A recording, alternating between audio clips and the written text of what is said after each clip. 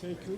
Je voudrais juste faire un certain nombre de remarques s'agissant de la première intervention, au cours de laquelle il a été fait question de l'importance de la culture. Effectivement, si on perd sa culture, on perd aussi son âme.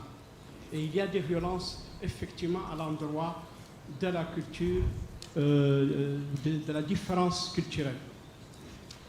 L'intervenant nous a parlé aussi de ce dont nous sommes fiers, du fait que ce sont les Arabes, ou pas seulement les Arabes, certains musulmans sont à la base de la découverte de certaines prouesses scientifiques, l'algèbre, zéro, même si certaines mauvaises langues disent que nous avons découvert zéro et nous sommes restés zéro, malheureusement. D'ailleurs, un article de l'écrivain palestinien Akram Atullah dit que si, imaginons que le monde arabe disparaît, en quoi cela va perturber la marche du monde? Est-ce que les bourses vont s'arrêter? Est-ce que les avions vont s'arrêter? C'est une question. Moi, je pense que ce qui est arrivé, c'est une réflexion personnelle, que ce soit l'Irak, que ce soit la Syrie, ce n'est pas leur force militaire, ils n'en ont pas. Pour une simple raison, que l'armement dont ils disposent, ils ne le fabriquent pas. Moi, je pense que ces pays avaient amorcé un début de développement sur le plan de la découverte, sur le plan scientifique, au niveau de la Syrie, par exemple, en matière de médecine. Et c'est ça, en réalité, qui dérange certains pays, en l'occurrence Israël, et ceux qui la soutiennent. C'est cette force-là, l'importance accordée à la dimension scientifique qui les dérange. Et c'est le cas pour la Palestine. Ce n'est pas l'armement des Palestiniens, mais c'est la soif chez les Palestiniens d'apprendre, de se valoriser. C'est ça qui, en fait, constitue les dérangements. Donc, nous devons continuer à ne pas accepter de subir cette violence-là qui peut nous empêcher de pouvoir nous développer intellectuellement. Enfin, s'agissant des médias, je me suis toujours posé la question, comme aujourd'hui en Occident, tout s'achète, et que le monde arabe a les moyens d'acheter tout, et pourquoi n'investissent pas pour l'achat ou l'acquisition des journaux, des télévisions, pour faire véhiculer un message, non pas de wahhabistes ou de chiistes, un message de tolérance. Pardon, monsieur, s'il vous plaît.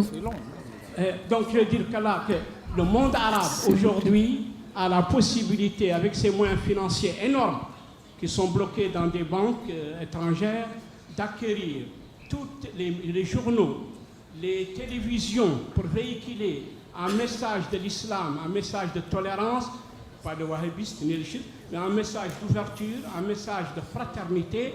Je me pose cette question-là, mais pourquoi? Puisque ça s'achète, ils ont de quoi acheter.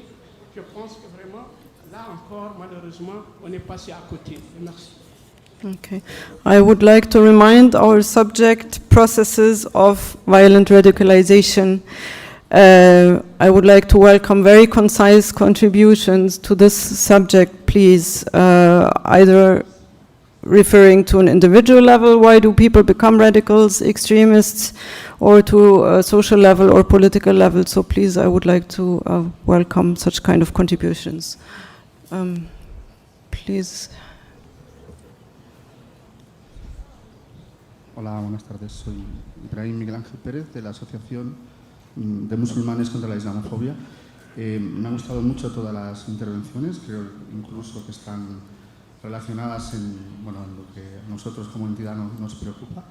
Combatimos en redes sociales contra el discurso islamófobo y estamos ahora mismo detectando que desde medios de la extrema derecha. Traducción. No translation? Why? ¿Sí? ¿Ya? Ah. Bueno, pues... Okay. ¿Puedo hablar? Continue, please. Estamos combatiendo contra el discurso islamófobo desde cuentas en Twitter que hemos detectado que están relacionadas con los movimientos alt-right de la derecha alternativa y también con base social, activistas que defienden o están vinculadas de alguna manera con el sionismo. Incluso hemos detectado cuentas de entidades jurídicas que se dedican a poner denuncias contra los ayuntamientos que se suscriben a BDS en nombre de la causa sionista, que también están generando un discurso islamófobo, ¿no? Es decir, que en el análisis que hacía Pedro, nosotros hemos percibido que hay una clara intencionalidad de generar este discurso islamófobo que luego se puede relacionar perfectamente en la contribución de generar el clima de miedo que favorece políticas securitarias que benefician sobre todo a empresas que también se están estableciendo en Europa y que vienen de spin-outs del ejército israelí para generar productos de seguridad, ¿no? Una de las cosas que me preocupan y tiene relación con esto es el proceso de wahabización que dice el segundo ponente que ha ocurrido en la zona MENA. Pues aquí en Europa también se ha dado, y con muchísima facilidad, un proceso de wahabización. La mayor parte de la migración europea es de origen del norte de África, África Occidental, con tradición maliki, ashari y sufí incluso. No obstante, ha habido una gran permeabilidad y permisividad por parte de los estados de permitir que esas personas perdieran su referencia cultural musulmana. Y hoy en día vemos, y aquí hago referencia al último ponente, el secuestro de los propios conceptos que utilizamos los musulmanes de manera natural, como el concepto de Sharia, ¿no? O sea, el concepto de Sharia es un concepto que está secuestrado por los extremistas que identifican, o por lo menos los medios de comunicación nos informan que el concepto Sharia tiene que ver con lapidar mujeres, cortar manos, cortar cabezas, y también está secuestrado por la extrema derecha, que no permite que los musulmanes articulemos nuestra propia manera de expresarnos con nuestra propia terminología, ¿no? Y esto tiene que ver con el tema porque eso dificulta la construcción de nuestra propia identidad ciudadana, ¿no? En el contexto democrático jurídico que vivimos en Europa, desde nuestra propia idiosincrasia. Gracias. Okay. Gracias. Maybe a lady. Some woman who has not spoken before, please. Okay, here in the front. I want to also have some different ladies who have not spoken. Okay, behind then, sorry. I'm a lady. Yes. Buenas tardes. Me llamo Cristina Goñi y trabajo para Open Society. Empezaré dándoles las gracias a Novact, al equipo de Novact, por habernos traído este hub aquí a Barcelona. Muchas gracias. Felicidades a los ponentes. Nobody, I mean, you're not being, put yourself to the microphone, please. Yeah, can you hear me now? No. No? Translators, Hello? Yeah. closer, please. ¿Ya? Ok, entonces, bueno, voy a intentar ser muy breve. Last one. ¿Cómo desmantelamos la narrativa de los estados cuando son ellos los que alimentan esta islamofobia, esta narrativa bélica, ¿no? de demonización del enemigo? ¿Cómo generamos y protegemos a la sociedad civil? Hablamos mucho de la sociedad civil, pero la sociedad civil y las voces críticas en Europa están siendo perseguidas, están siendo criminalizadas. En el Reino Unido, profesores, médicos que están denunciando la institucionalización de la islamofobia, que es la política nacional de Prevent, no sé si la conocéis, en Francia, que se criminalizan periodistas de investigación, en España, que con la ley Mordaza, la ley de seguridad ciudadana que le llaman, todas las libertades son infringidas, mecanismos de monitoreo y de observación que han desaparecido, que no son independientes del Estado, una comunidad internacional silenciada, ilegítima, que tolera el discurso de los propios Estados de la Unión Europea. Entonces, mi pregunta es, ¿cómo consideráis que debemos realmente crear una contranarrativa a esta política pública basada en emociones, en percepción del miedo, en valores, en lugar de en libertades civiles y en evidencia? Gracias. Yo tengo que responder muy brevemente a dos preguntas. Una, se preguntaba por qué los árabes que tienen tanto dinero, tanto petrodólar, no van a comprar los medios, creo que era así, ¿no? Medios que hablan contra la islamofobia. ¿Para qué? ¿Quién lo va a comprar? El grupo que controla el Hayat, el Sharq al-Awsat, ya tenemos Al Jazeera en inglés, son parte del sistema neoliberal que hablábamos antes. No van a cambiar absolutamente nada, ni siquiera el que se hable del Islam de la forma que a ellos no les interesa.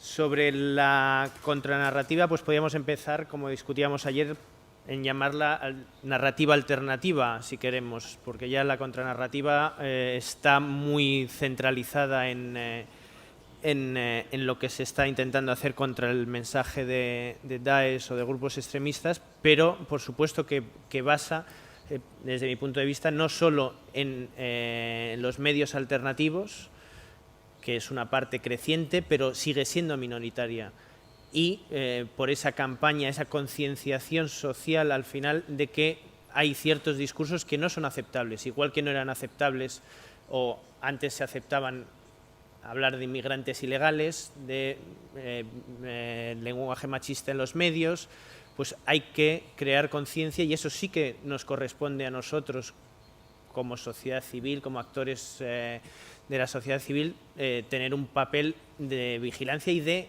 creación de otras narrativas, que hay muchísimos mecanismos sorprendentes ahora que están funcionando muy bien en redes sociales y demás, pero sin olvidar que el rodillo siguen siendo los medios convencionales, cada vez menos, pero hay que seguir aliándose o haciendo seguimiento con los que se dejan, básicamente.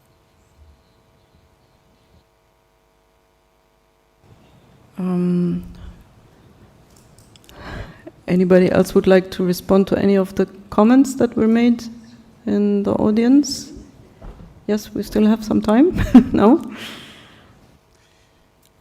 So the one thing that I want to try to readdress, I mean, it is obvious and it's clear and very true that there is a connection between the Wahhabi tradition and the petrodollar and the exportation and the export of Wahhabism outside Saudi Arabia. But I don't think this can explain, for example, why the Tamil were killed in Sri Lanka in mass. I don't think this can explain what happened in Rwanda en masse. I mean, violent extremism is not about, the few Muslims that we've seen here.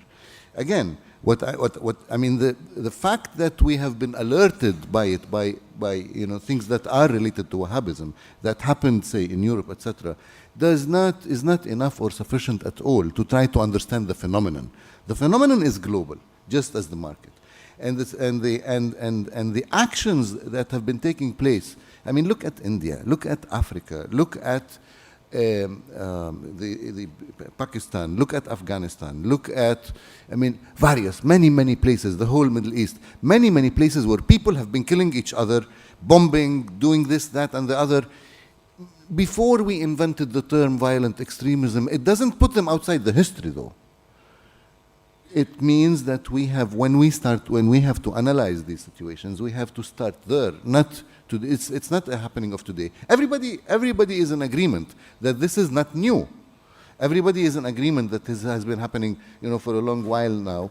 But then suddenly we need a certain analysis that serves something to explain only what happens in Paris. No. We have to, if the phenomenon is global, we have to explain it globally. And I don't think it's about Wahhabism or any other ideology for that matter, because those who are engaged in the killing processes belong to all sorts of ideologies, ranging from the extreme right to the extreme left, and there is no ideological explanation for this. I think this is a fact. The fact that the same people who belonged to the in part, I'm saying, who belonged to the very democratic, peaceful revolution in Syria for democracy against Bashar al-Assad, started using the arms against the regime in a non-peaceful revolution, and then moved to some subset of Al-Qaeda themselves, then moved to ISIS themselves. I'm talking about people who have been on all those fronts. You cannot explain this by ideology. There is no ideological push button where people, shift from one ideology to another. There's a lifestyle, there are certain needs that make people, go after seeking seek their one way to contribute. The state stopped being central. The kind of enemy against our lifestyles is not clear. There is no clear address nowadays because of the decentralization or the change in the role of the central state, and so people start doing things against any kind of target, which is typical terrorism. But it's not, I don't think it's because of ideology. I mean, ideology is involved, definitely. What makes somebody go so furious? They have to have ideas in their minds, obviously. But we seek ideas. We actually seek ideology to explain to ourselves why we want to do this. We don't start with the ideology most of the time.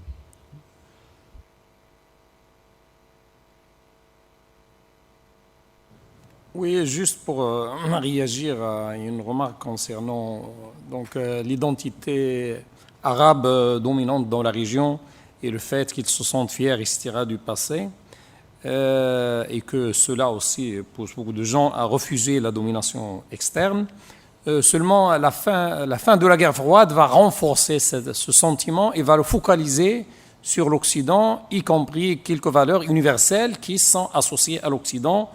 Voilà, le discours de libération xénophobe, il y avait un discours dans la région, bien sûr, surtout durant la colonisation, et juste après la colonisation, il y avait un discours de libération xénophobe, mais qui était partagé quand même entre deux grandes puissances qui sont vues comme des puissances dominatrices, donc le communisme et, si on peut dire en général, l'Occident, vu comme deux grands blocs.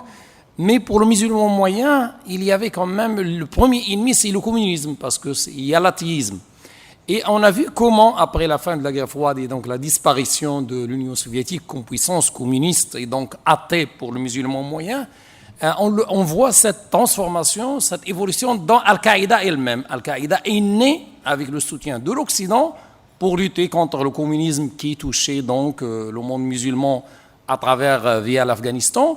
Mais cette Qaïda elle-même, une fois que le communisme, le premier ennemi, a disparu, donc il va donc se reconfigurer son discours et donc le centraliser sur l'Occident, y compris les valeurs donc démocratiques associées à l'Occident. Donc cela est très important, la fin de la guerre froide, et surtout qu'il y a eu en même temps, j'ai dit donc la wahhabisation, le raidissement identitaire, y compris en Occident, qui pousse les gens à penser le monde comme des blocs culturels donc antagonistes, et ça va, on voit même dans tous les pays, sauf un peu l'Amérique latine, disons les principales composantes des identités politiques sont des identités soit des composantes culturelles, linguistiques, soit donc religieuses. Voilà, merci.